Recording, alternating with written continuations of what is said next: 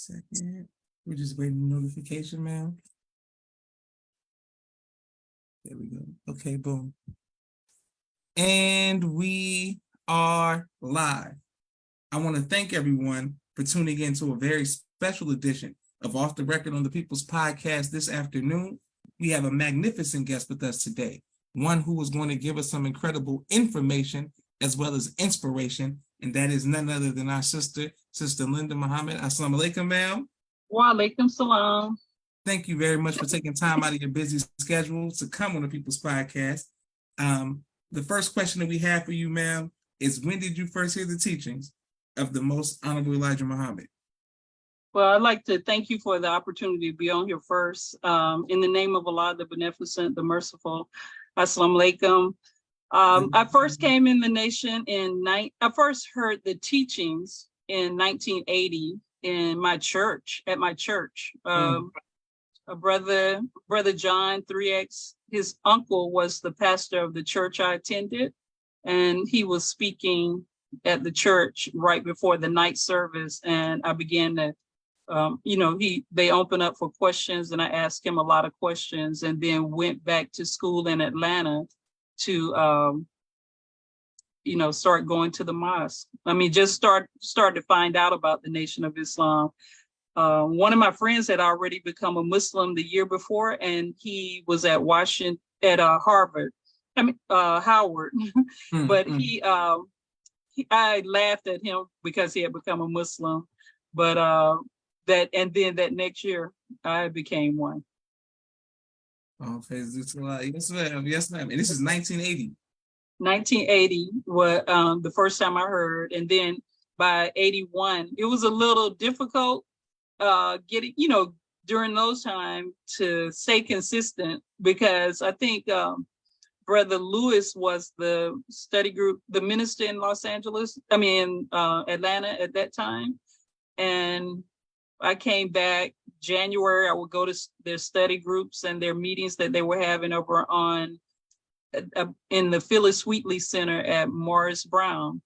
And so by February at Savior's Day, I didn't know about Savior's Day, but they left. And when I went to study group, there was no one there. And so I didn't come back again until I heard Minister Farrakhan was doing a tour across the country, and he came to Atlanta every, I think, Thursday night and spoke down on Peachtree. And I would walk from the AU Center, I was at Clark, and so I would walk from Clark downtown Atlanta every Thursday night to hear him speak whenever he was in town. And, lucky for me, because a lot of things were going on in Atlanta at the time. The young boys were being killed, who they imprisoned. Wayne Williams, is his name Will? Yes, ma'am, Wayne Williams. Yes, they imprisoned him for, and then a lot of women were getting raped on the AU campus during that time. But I would walk down during the day, and at night I would meet other students who I knew who would walk back in the nighttime after minister had finished speaking. So by December of that year, Brother Hubert, his name is Brother Sabir now, he was the minister, and Brother Van was the secretary. And that December in 81, I got my ex. Praise be to Allah. Yes, ma'am. 1981. That's incredible. Okay. And Sister Helen, people showing love all across the world. Sister Lynn says she remembers the Phyllis Wheatley YMCA. She was 12 years old when she first heard the minister speak. All praises to Allah. Incredible. Sure. Yes, ma'am. Okay. So you see Brother Sabir, Minister Van, and you said Brother Lewis. What about the sister side? What sisters were there? Were you like the first sister? I think I was the first one from the colleges in Atlanta during that time. But my captain was Sister Dolores. Her husband, Brother Gary, or I think his name was the captain, the FOI captain. And then there were twins there, Sister Quinette and Annette. They were the lieutenants. Sister Antonio she trained me, and I used to spend a lot of time with Sister Antonio during those years at her house and everything. And a lot of other believers, Sister Lucille, she's still in Atlanta. Yes, ma'am. So yes, sir. So that definitely, it was a lot of sisters, even more than I can recall. I know Brother Sylvester was there during that time, and his wife, I think they were just getting married when I was coming into the ranks back in those days. So yes, sir. Praise be to Allah. And how did your family and friends feel once you accepted the teaching? Well, my mother told I'm the 7th out of 8. So, and there's a gap between the first 6 and me. So, my mother told them not, I later found out, my mother told them not to say anything to me about this, not to confront me about it, because they had all gone through their whatever religious thing or whatever thing they went through when they were 18 and 19, and they should let me go through it too. And so nobody said anything to me for the first year or 2. And then I dropped out of school and got married. And that's when it blew up. It was like, what? And I got a chance to hear everything everybody had to say. Like one of my brothers, he was like, why don't you take that rag off your head and go out? And he even gave me some money, which was rarity for him. But my oldest sister asked me if I still believe in God. And I just start talking to her about what God has done for me in my life. And then when I finished, and she was chiming in about how God had been good to her as well. And so when we finished talking, I said, doesn't that God sound like the same God? And she said, yes. And so she never bothered me anymore about what I believe. And eventually, as the minister began to speak in the area, they started going. And my mother even started going when I left and moved out to Los Angeles that year, that in 82. People would tell me from Macon that, hey, your mother went to Atlanta with us to hear the minister, or your mother went this place or that place. And I was like, my mother? Are you talking about my mother? But she was trying to find out if what I was in was safe and good. And eventually she turned me over to the minister, Yes, sir. Beautiful. Yes, ma'am. Incredible history, and people showing love all around the world. And Sister Kalila says, ASA, she knows you very well. She says she loves you. Praise be to Allah. Thank you. And Sister Kalila, please answer your phone after the interview. Yes, ma'am. And I wanted to ask you, the first time meeting the Most Honorable Min Farrakhan, what was that like? Oh, I think I was in LA. The first time I was around the minister, I was given an opportunity to help with serving. He was at dinner at Brother Wali's house. And so, the whole time before, I was just like, if I could just be in the room on, sitting on the floor would be good for me. Yes, ma'am. And at the time when they let us come in to the main dining area where he was, that's where I was when I thought about it. I was sitting on the floor because there was no more chairs, and we were trying to be close to where the minister was.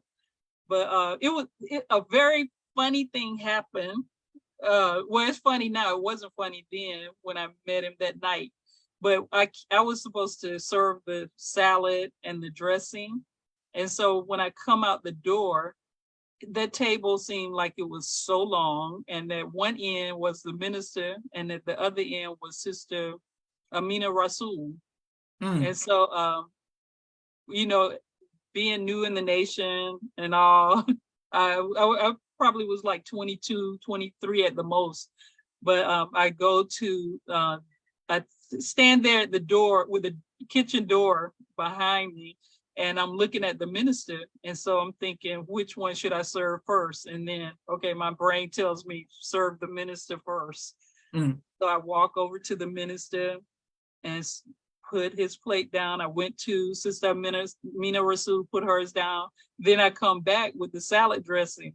But I swear this table looked like a football field. So if I had put the salad dressing in the center of the table, they're going to have to get out of their seats to get it. So I take it to the minister, and he whispers in my ear when I bend over to serve him the salad dressing, and says, no, take it to Sister Amina Rasul first. And so my weak legs took me down to the end of the table. And when I go to give it to Sister Amina Rasul, she says, take it to Minister Farrakhan first. So I took a deep breath and I went back to the other end of the table to give it to the minister. And he says, take it to Sister Amina Rasul. So at that point, I was done. I couldn't do it anymore. I just put some salad dressing on his salad and put the bowl down in the center of the table, and I left, and I never came back. But so that was my first experience really with being with the minister. So later I got a chance to laugh about that. I thought it became really funny. Yes, ma'am. Yes, ma'am. Incredible. All right. Now, and people showing you love. Thank you all. People saying beautiful and bearing witness and clapping. Sister Lynda, before there was Madison Square Garden, that is something that we speak about with a lot of the soldiers and believers who helped rebuild the nation. In this dispensation of time, there was the Forum in Los Angeles. Could you let us know what the climate was like leading up to it, and how did it personally impact you? Yes, sir. It was a lot of work. The months leading up to September, August, even that whole summer, we were preparing for Minister Farrakhan to come. We wanted him to come, and we were coming up with ideas and things that we were doing. At the time, Los Angeles was in sea time by that time when the minister came. And Brother Jabril was over Los Angeles, and when he wasn't there, the Brother Wali and Brother Wazir had come back at that time, but they were responsible for, the day-to-day flow of the mosque. And we were on Crenshaw Boulevard at that time. We had moved into the building on Crenshaw by then. So Brother Jabril selected a sister named Dolores, and I wish that she could come on because she's probably the main one who was really involved, who's left back now, who hasn't transitioned, and sure that she has a lot of information about what happened. But I assisted her and Brother Wali. They were the co-conveners of the event and, responsible for it. Although the minister had spoken in Washington, D.C. that July, the LA Forum was the largest venue on this side of Calvary. He had spoken in New York at the, what's the rally called? The Black Family Day rally in New York. Yes, ma'am. But LA was the first of the largest events of Minister Farrakhan speaking, and eventually 19,000 people came out. But so we started, after the minister spoke in Washington, D.C., we began to prepare or, try to organize ourselves for LA. And we decided to do it under the name of Friends for the Benefit of Economic Unity, because Minister Farrakhan had gotten the loan from Muammar Gaddafi, and the power products were being, introduced, and the whole power program was being introduced at that time. And plus, we knew we were going to get a lot of flack from the Jewish community behind everything that had happened with Reverend Jesse Jackson as he ran for the presidential office. Things were building up about Minister Farrakhan with the Jews. So it was kept on the down low, I guess you would say, until the first week in September.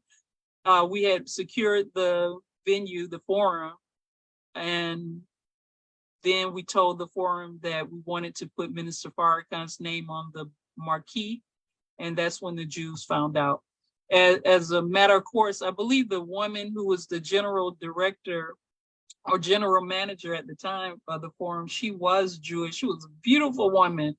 But by the time it was all over with the Jews screaming and yelling, how could you do this? And, you know, she had been drugged through the mud, so to speak, you know. But yeah, that's how it got started.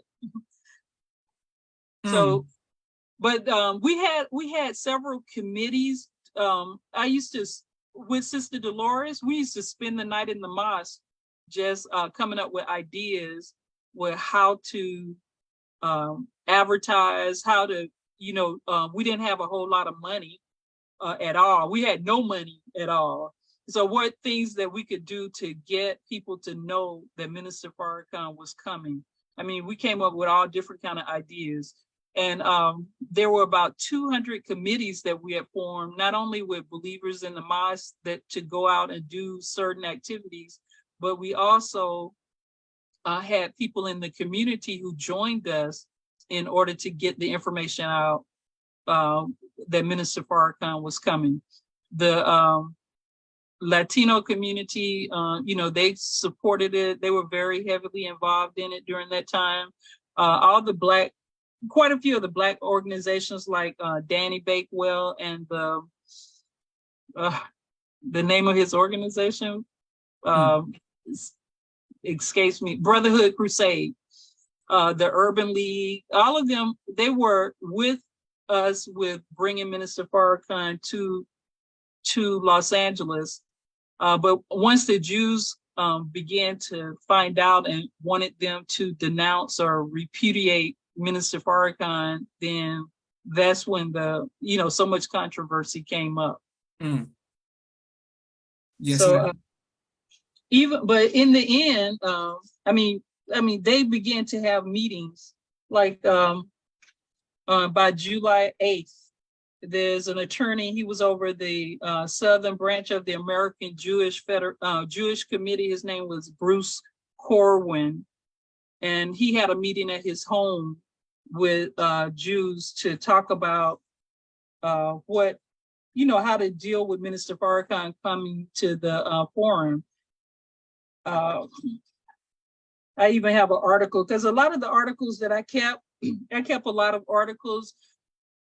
Brother Jabril had assigned me to keep a lot of articles, and you know, with his passing, you know, I've read through them periodically over the years, but with his passing, I started reading about them more intently, and I thought that it would be a good time to share them with everyone. I'm getting older too, so I didn't want to hold it to myself. But in this article for the Washington Jewish Week, the writer wrote that by Sunday, September the 8th, with the Jewish leadership back in place in his desk in the Jewish Community Building or in the law offices where many of the lay leaders earned their living, a strategy had been devised. It centered around the publication of a full-page advertisement in the Los Angeles Times, drawing attention to Farrakhan's anti-Semitism, and in particular to the fact that his power movement was initially financed by a $5 million loan from Libya's Muammar Gaddafi. That Los Angeles Times full-page ad that they ran was a sore point for Los Angeles when it came to the Jews in New York. They said that if you really wanted to, the Jews in New York or on the East Coast said that if you really wanted to attack Farrakhan, you would have run it in the Black newspaper so that Black people would have read it, but you ran it in the Los Angeles Times, and that's not Black people's newspaper. That was a Jewish newspaper, basically, what their argument was. So the Jews in New York criticized the Jews in LA about their whole tactic. But at that Sunday meeting, they met in as I said, in Bruce Corwin's home, and with Tom Bradley, trying to get him to denounce Minister Farrakhan prior to him even speaking, based on somewhat of his Washington, D.C. speech. And they pulled things from the Washington, D.C. speech to say, hey, you should address these points because he's going to deal with the same issues or points when he comes to Los Angeles. But Mayor Bradley wouldn't do it.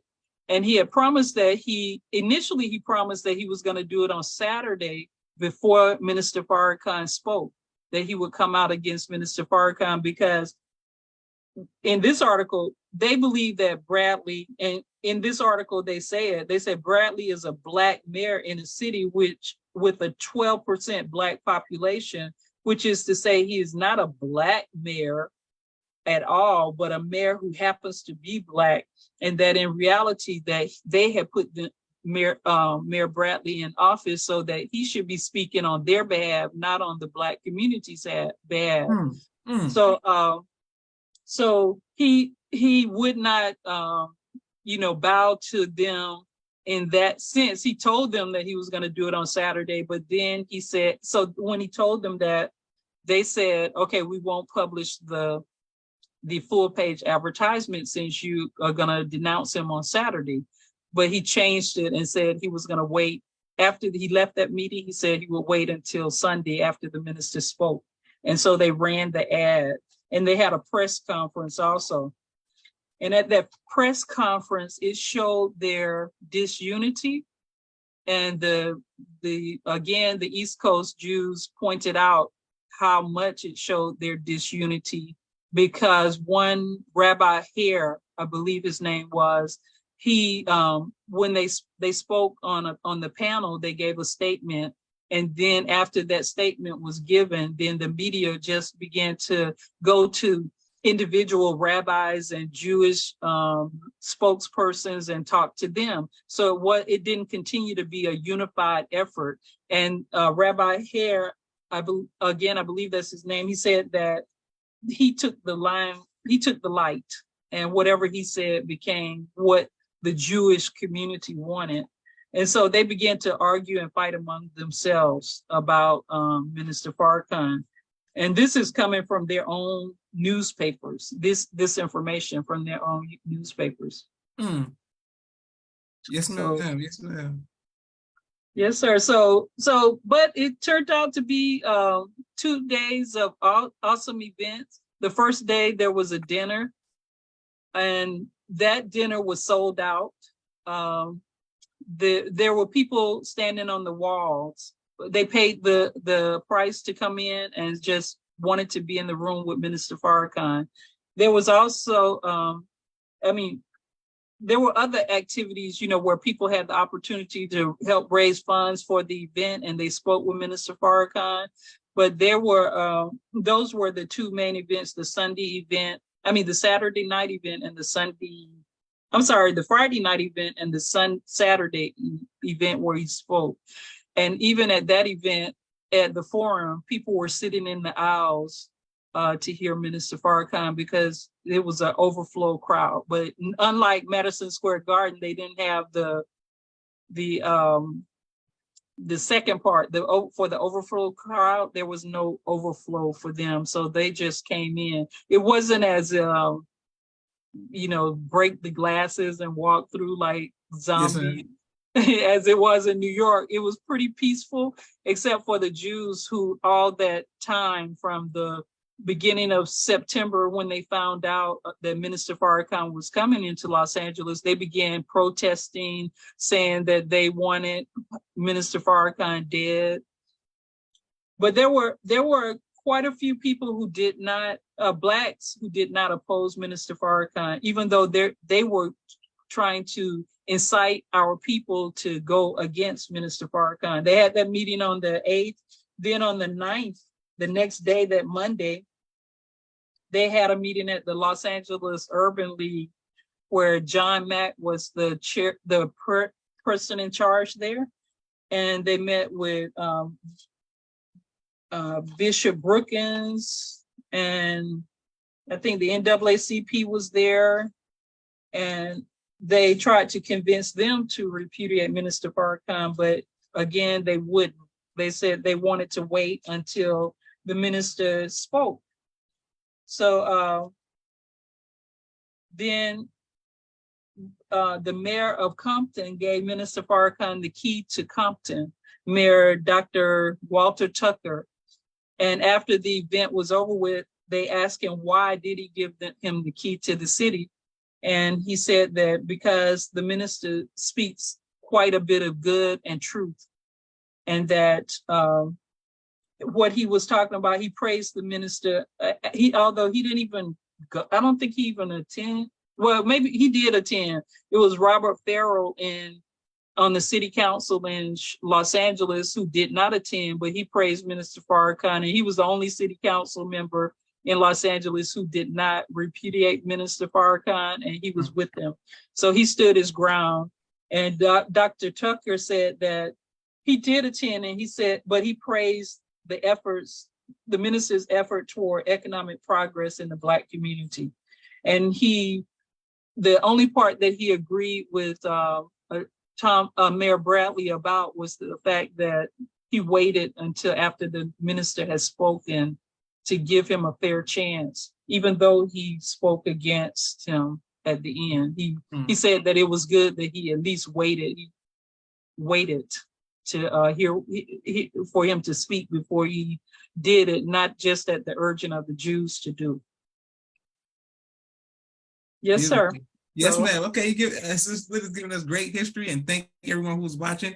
And Sister Lynda, on behalf of myself, my family, and the viewing audience of the People's Podcast, we thank Allah for your sacrifices and the sacrifices of your family to help establish Islam here in North America and now in St. Croix and the Virgin Islands. So we thank you, Andrew. We're going to come to Japan as well. So we thank Allah for all of the hard work that you have done and continue to do by the grace of Allah. Okay, I want to go back. So the mayor, Tom Bradley, what's his name? Yes, Tom Bradley in Los Angeles. Yes, ma'am. He did repudiate the minister after the forum. Yes, his statement was that there was undercurrents of racism in what the minister said. So, but he didn't attend the meeting. He did. I was with Sister Dolores working on the VIP entrance, and there was a pastor who came in who represented at the end, almost right before the minister came on the rostrum, and I cannot remember his name for anything. But he came in, he was a young man, and he said that he represented Mayor Bradley, and we sat him on the dais. And so but Tom Bradley did not attend. And but afterwards, that was the only comment that he made. But the Jews were not satisfied with that. One, because he did it late. He didn't do it beforehand, because what they wanted was that the Black leadership in Los Angeles would not support Minister Farrakhan in the hopes that the masses would not attend the event, but that it didn't happen that way at all. Beautiful. Yes, ma'am. Okay, great. And thank you everyone who was watching. All right, I also wanted to ask you, with the death threats and things of that nature, as a sister, a woman, did you ever face fear? And if so, how did you overcome that fear? At that time, I was 23. I didn't care about any death threats. I didn't even hear them, I mean, I knew they were saying it, but, I wasn't concerned about that. We were with Minister Farrakhan, and Master Farad Muhammad and the Honorable Elijah Muhammad was with him. So I wasn't concerned about that. And I was always on the street. And back in those days, I was always in my garment. I mean, in my uniform I'm pretty much always in my uniform or some semblance of I'm with the Nation of Islam, and was walking and on the bus and that kind of thing. And I lived where the Jews lived too. But no one, thanks to Allah, no one has ever bothered me in my my sojourn in the nation. No one's ever attacked me or anything. I've never had that problem. Praise be to Allah. Beautiful. Yes, ma'am. All right. So after the forum, then there's Madison Square Garden and then became Future Tours. But what about the Million Man March? As a woman, how did that impact you? What was the climate like, and how did that personally impact you seeing all, a million men head to DC? Oh, well, I was here in St. Croix when the Million Man March happened, and I was encouraging every brother to go that I came in contact. He couldn't have lived here anymore if he hadn't gone. So we were raising money and down here for anybody who wanted to go.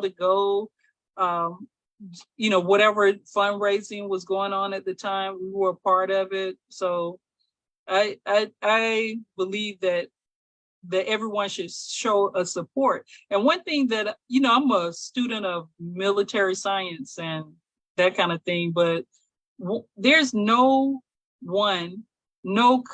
country in the past that has had a military with 1 million men in it.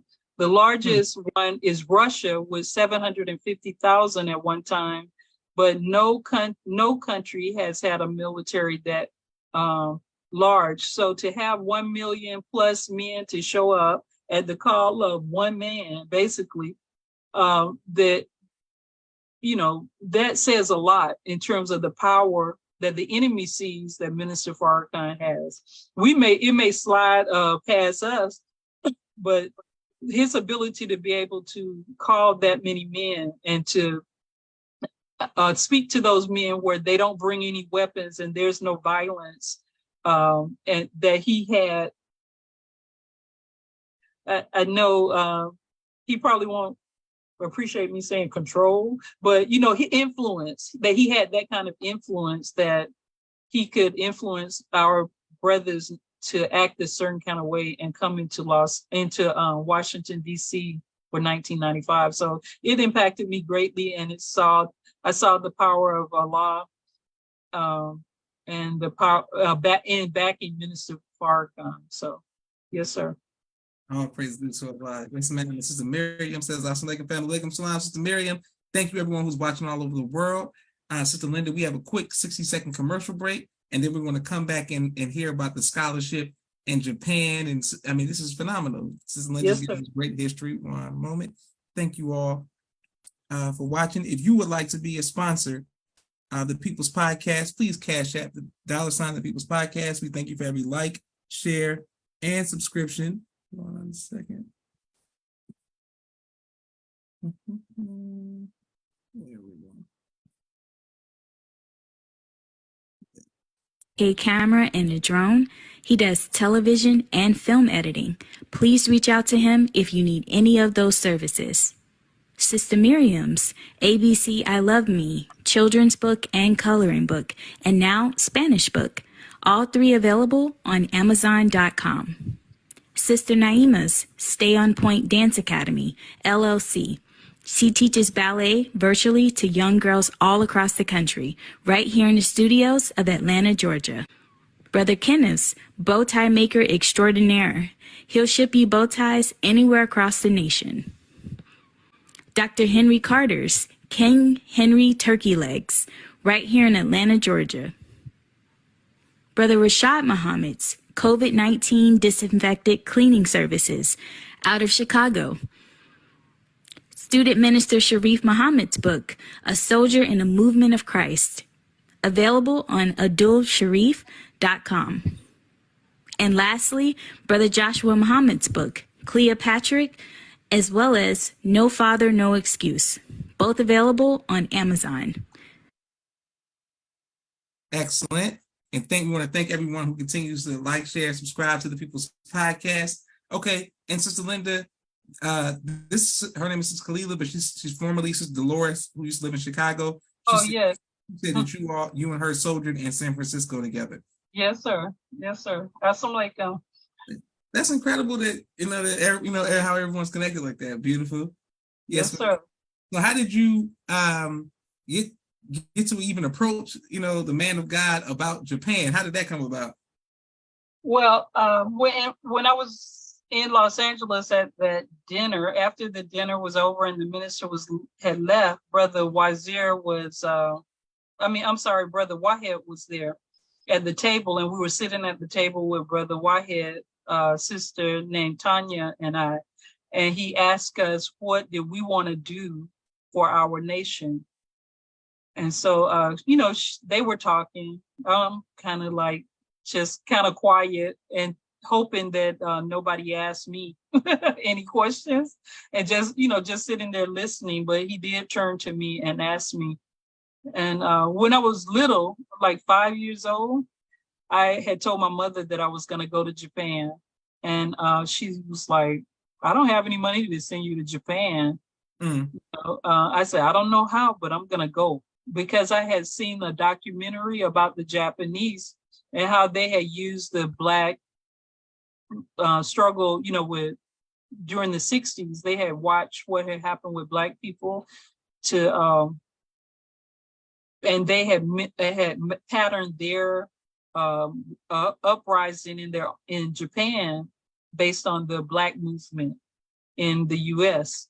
And so, like so many people did, the Canadian French did the same thing, but the Japanese was key. So when I always wanted to go to Japan because I wanted to know what, look, I was only 5. I don't even know where I got this stuff from, but I wanted to go to Japan because I wanted to learn what they did to pull their people up out of the condition that they were in. Mm. And so when Brother Wahed asked us, what did we want to do? And he finally asked me, I told him that's what I wanted to do. And he said, did you know we have 2 scholarships? We have scholarships to go to Japan. Here's Brother Akbar's number, called him and asked him about it. And I contacted this office and I was sent an application and I applied for it and I was accepted. And so it was a 1-year program to study Japanese and the culture of Japan. And not only was I in school, but they also sent me out twice during that year that I was there to live with Japanese families. And so I had an opportunity to stay a short time, the first time, like maybe 3 or 4 days the first time. And then I stayed a month with them on another family up in Hokkaido the second time to really learn how they live. After I came back to the States and I went back to finish my degree in Northern California, I went again to Japan and stayed with the family and worked as an intern studying the Japanese again at Fuji Xerox. So it's a lot of, I got a lot of experience out of it. The Japanese, to me, are very much like us in the nation, and how they work with one another and everything. Well, probably how we want to be, or, we're gonna be. Yes, sir. Yes, sir. They got their own land and little companies and, they're heading up things, they're doing it. We getting it together still, but they reminded me a lot of us in the nation. And so I think there's a lot to be shared even about that experience, how they compare to us, and some things that we might be able to implement that could speed up our progress a bit. Go ahead, Lynda. Yes, ma'am. Powerful. And Dr. Jennifer Muhammad says Bonita. I think she's speaking Japanese to you because I've never heard it before. Yes. And konnichiwa to you, Dr. Jennifer, and your husband, Brother Richard, as well. Yes, assalamu alaikum, Sister Jennifer. Absolutely. And King Thine Untu. Listen, now, Sis Lynda, I had a question for you. I wanted to go, Sister Tanya, she watches the podcast. I mean, we're talking about the same Sister Tanya from LA, right? I don't think it's the same one. This is like in 80s. Yes, ma'am. I think so. Yeah, I think that's her. She used to be married to Brother Halim. Brother Halim. Yes, ma'am. Oh, okay. Yes, Yeah, sir. yeah. She's a faithful supporter of the People's Podcast. All Always praise shows be love. to Yes, Allah. I ma'am. haven't seen her in a lot of years. Yes, ma'am. But yes, sir. She always shows love to the podcast and taps in. So yes, Tanya is a faithful member of the People's Podcast All audience. praise be to Allah. Yes, Yes, ma'am. ma'am. Yes, sir. That's Excellent. good to hear. I love her. Beautiful. Wonderful. I wanted to ask you about your study of military science. How did that come about, and why is that important for us moving forward? When I was going to school at Clark in Atlanta, and when I first began to hear about Islam, I started having these dreams. So, and one dream was this man who was walking. Clark, behind Clark College campus used to be some projects. They were the oldest projects in the world, in the United States. They had been built, they said, in the 1920s or something, but it used to be some projects there. But we would have to walk from the main campus down to the gym through those projects.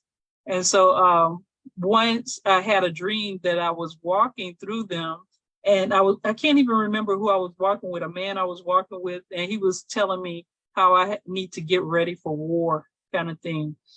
And so that I didn't get it at that point, in the dream. And eventually, though, the dream stuck with me a lot, and how I need to be conscious of my surroundings, which being in the world and not even thinking the way that we think in the nation, security minded, I wasn't thinking about those kind of things. But when I got out to Los Angeles and Brother Khaled put me in charge of the sisters, and the vanguards were starting to come up during that time. And a lot, just being responsible for other people. I used to go into the library and study about the military codes of justice, and try to get some better understanding about how military functions. And when I went back to school, I went to a school up in Northern California. At the time, it was called Monterey Institute of International Studies. It's in the Presidio, and the Naval Academy is up there. The Defense Language Institute is there. And so the school was based, everything was war. That the school that I attended, business is war, politics is war. I have learned about the school when I was in Japan, and it allowed juniors to come in and finish their BA and go into their master's program one time in a 3-year intensive program. And so I got accepted into that program, but I had already finished an intensive year in Japan.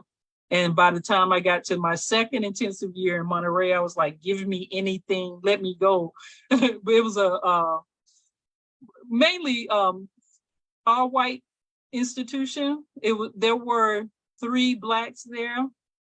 One of them I knew from Clark, who the day that he saw me, he walked past me and said, "You don't know me." So I never spoke to him. I could never speak to him.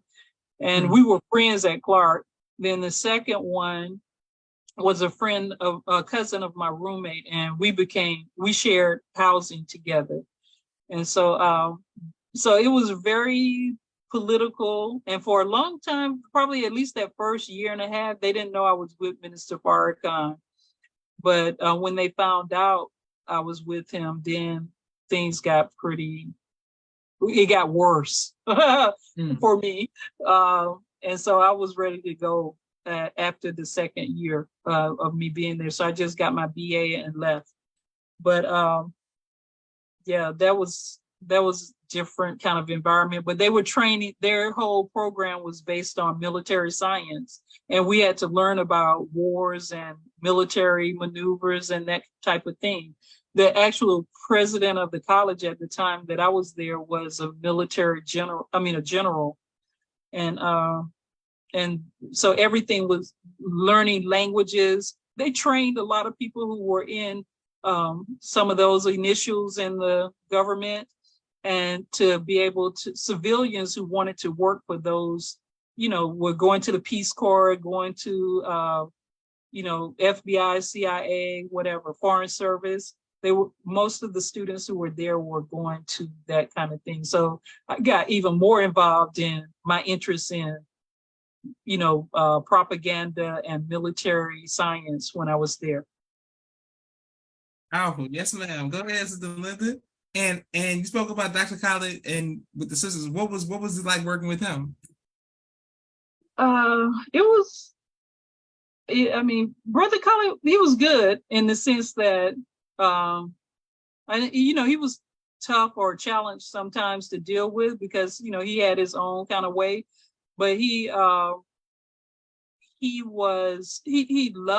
people, like he wasn't going to let us, if I didn't come to the meeting because I was mad with him, he was going to come and get me, he wasn't going to let me be, out. Even when, after a while of being a captain, and he relieved me right at the year that the brothers and sisters dressed in the white helmets and they had their pants and their boots and everything, I opposed that idea.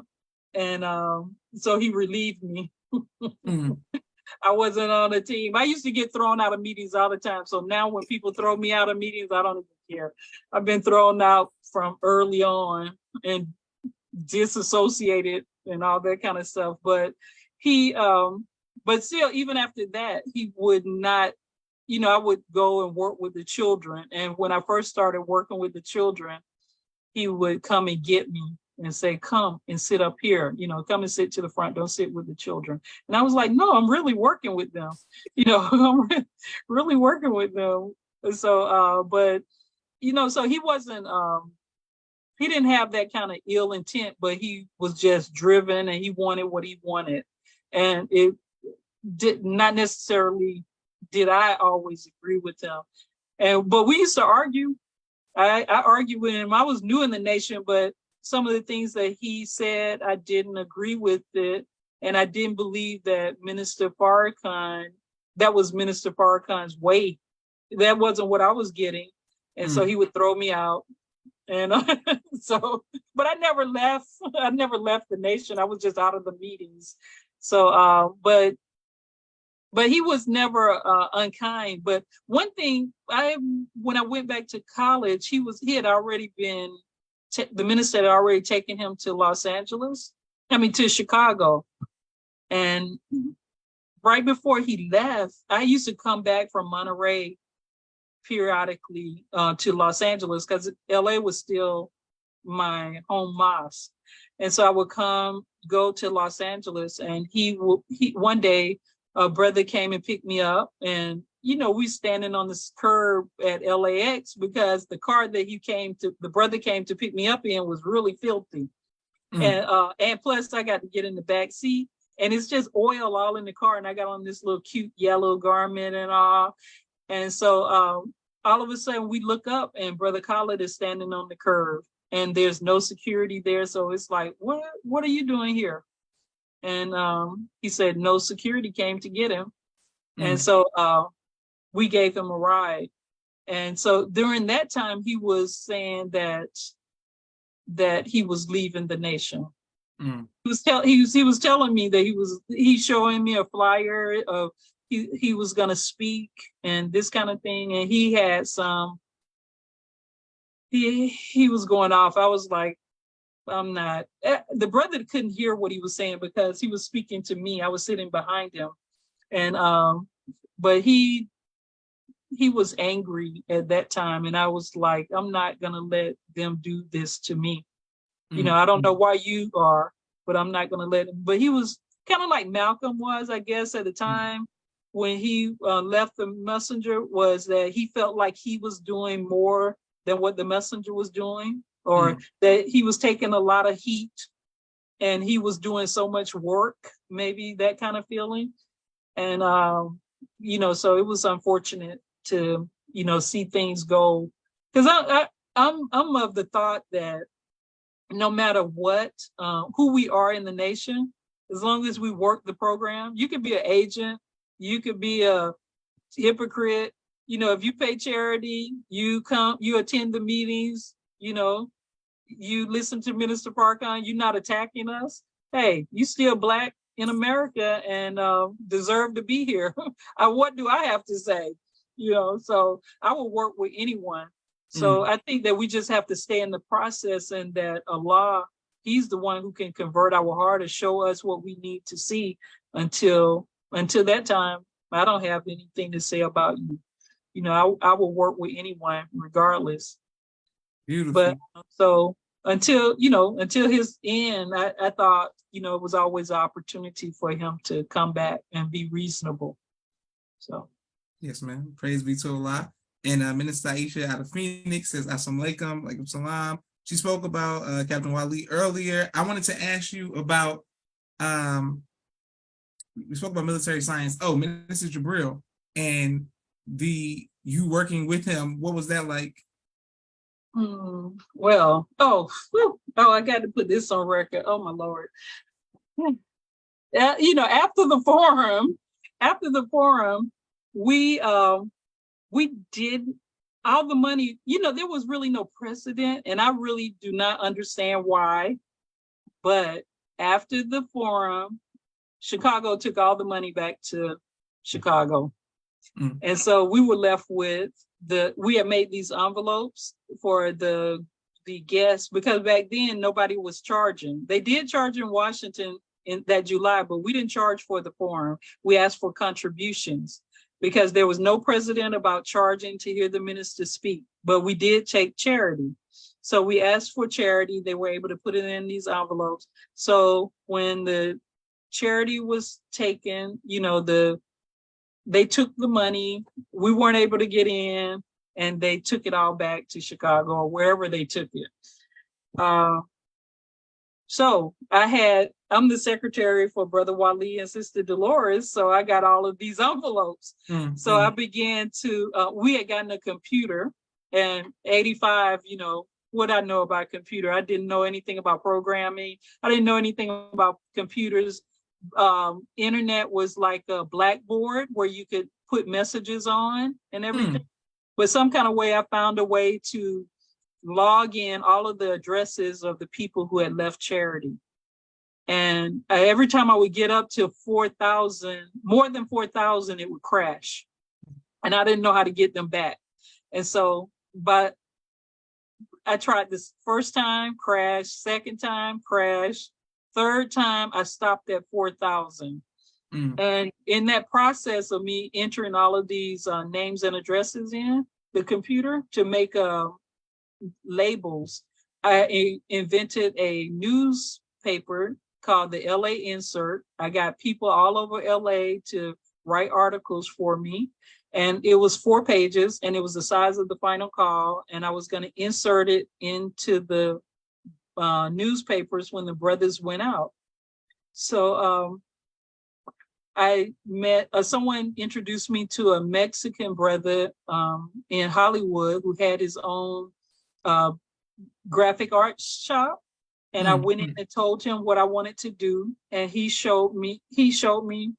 gave 2 women who worked for him. He told them, teach her anything that she needs to know about laying out this paper. Gave me a section in his office, and I laid out the paper in his place, typeset it and everything. Then I learned about a brother who worked for Capitol Records who would print 50,000 of this LA insert for me for $50. And by the time I was getting ready to say, okay, go ahead and print it, Brother Jabril found out what I was doing. Nobody knew what I was doing. I was kind of like that man who's drilling up people. Can you imagine, you know, you get 4,000 names and addresses to enter in the computer now is a lot. But back then I did 12,000, you know, 4,000 3 times. So anyway, he finds out about it, and he calls me into his office. He comes into LA. He's learned about what I'm doing, and he calls me into his office, and he's saying, well, he calls me out in the office. He says, you know, he's telling me like I'm doing what they did in Houston. And I remember what he said about the people, brothers and sisters in Houston, that they were hypocrites because they were stepping ahead of the minister. Mm. So he told me this long story about what they did, and he asked me, do I understand? And I was like, no, sir. And then he started over and told it to me again.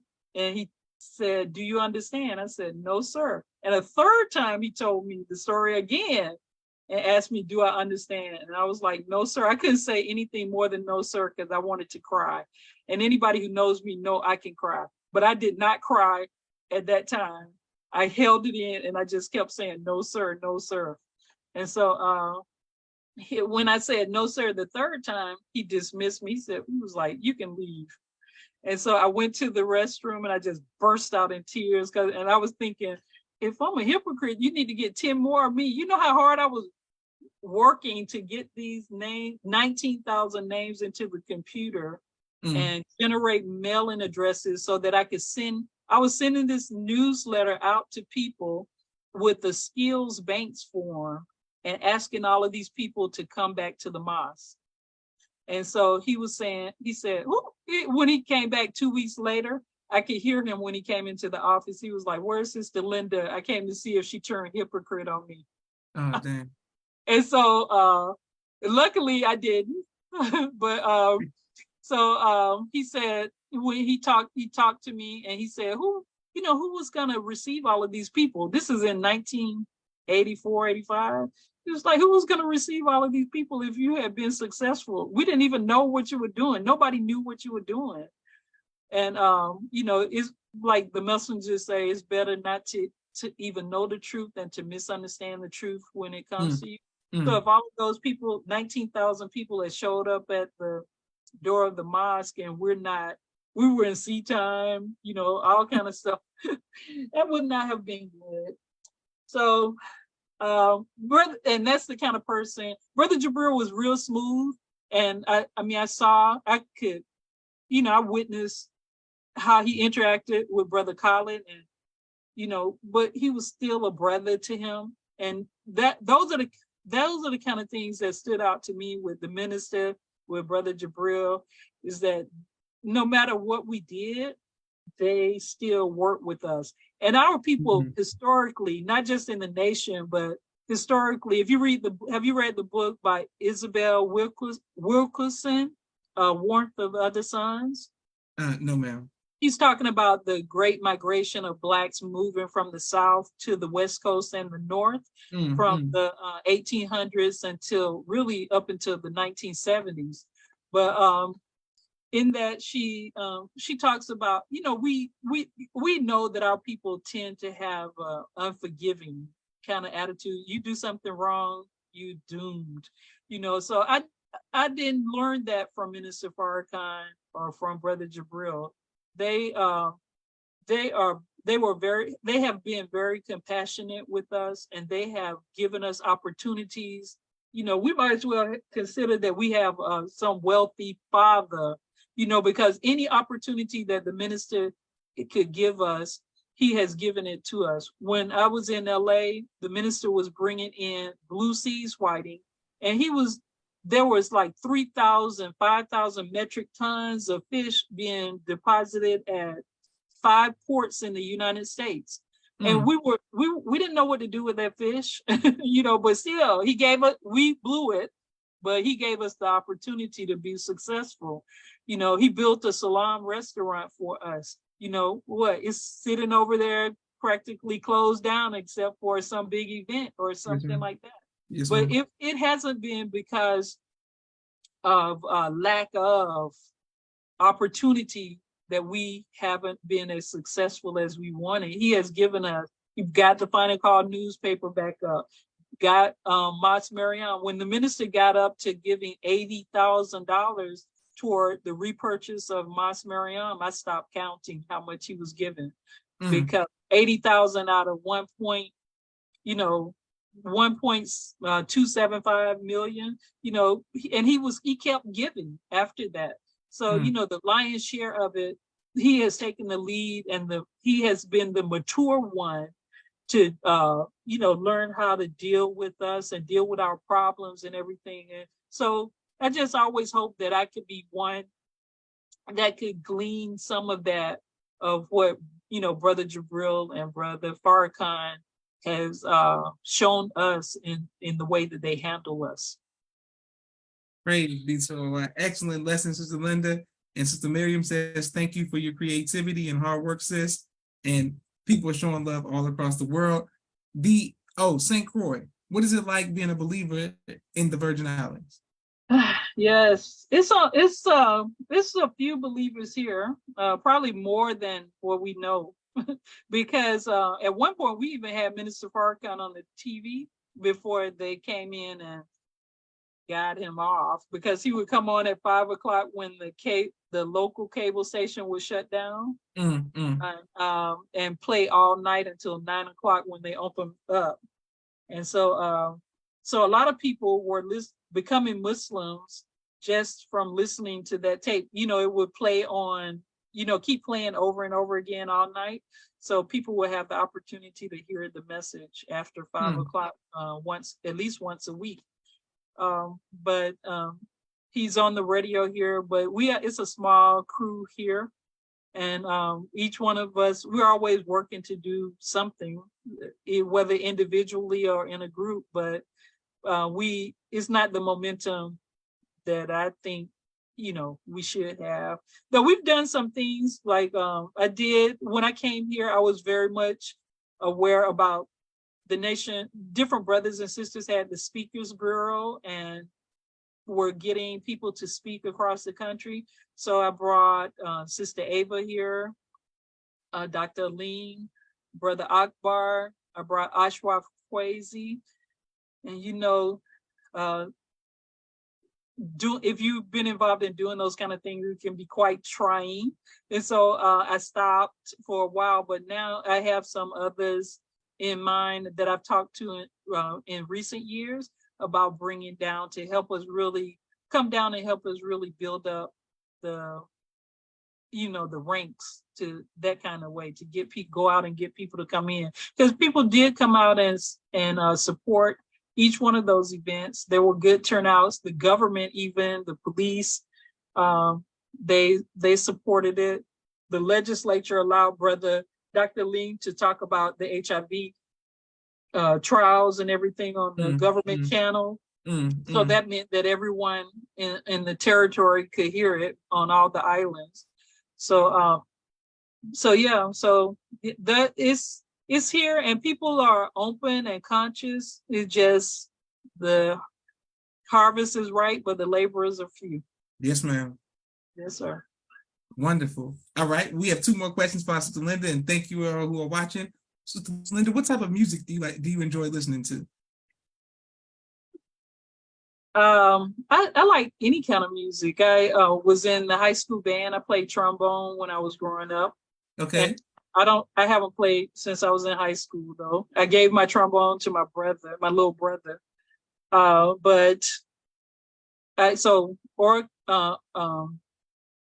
Orchestra music, or those kind of things, I'm aware of it. I was in the marching band.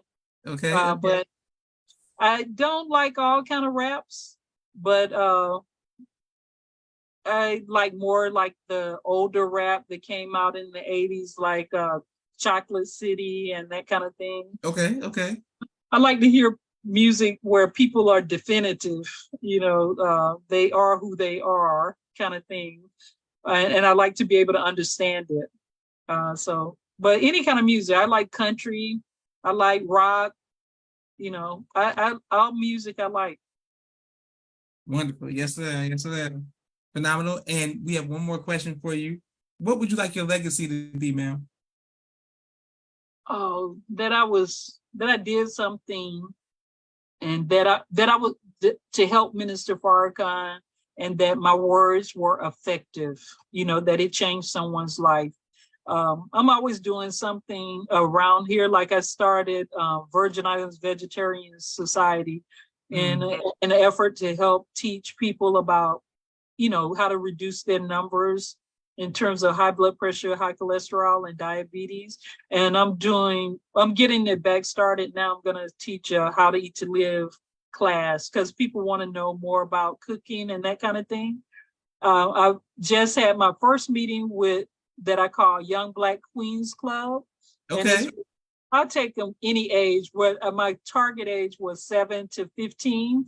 And I got 2 girls last week, 110 and 115, and they said they're coming back and they're going to bring their friends. So hopefully that will turn into something really big on the island. Well, just to teach young Black girls about themselves and, that they're important